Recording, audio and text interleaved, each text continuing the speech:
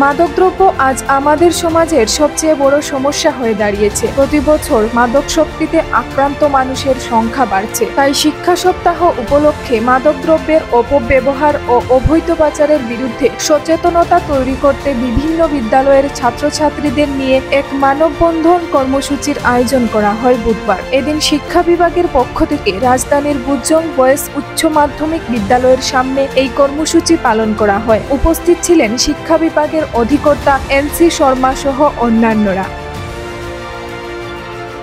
Actually আমাদের 7 দিনের শিক্ষা সপ্তাহ চলছে। আজকে হলো তৃতীয় দিন এবং এটা হলো স্পোর্টস ডেতে আমরা স্পেশালি যেটা নিয়েছি, খেলাধুলা তো হবে, সঙ্গে আমাদের ত্রিপুরাতে যে একটা প্রবলেম যে ড্রাগ এডিকশন, সেই ড্রাগ এডিকশন শুধুমাত্র কলেজ বা স্কুলের সব জায়গাতেই ছড়িয়েছে, অনেকগুলি কলেজেও ছড়িয়েছে, অনেকগুলি স্কুলেও ছড়িয়েছে।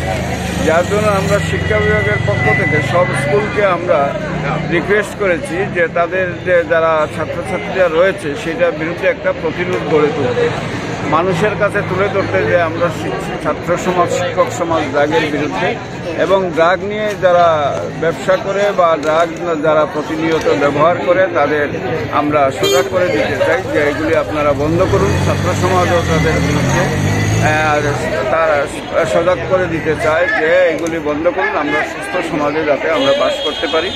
এবং আজকে সারা ত্রিপুরাতেই যতগুলি স্কুলে সম্ভব সব স্কুলগুলি এইভাবে মানববন্ধনের মাধ্যমে এই ড্রাগের বিরুদ্ধে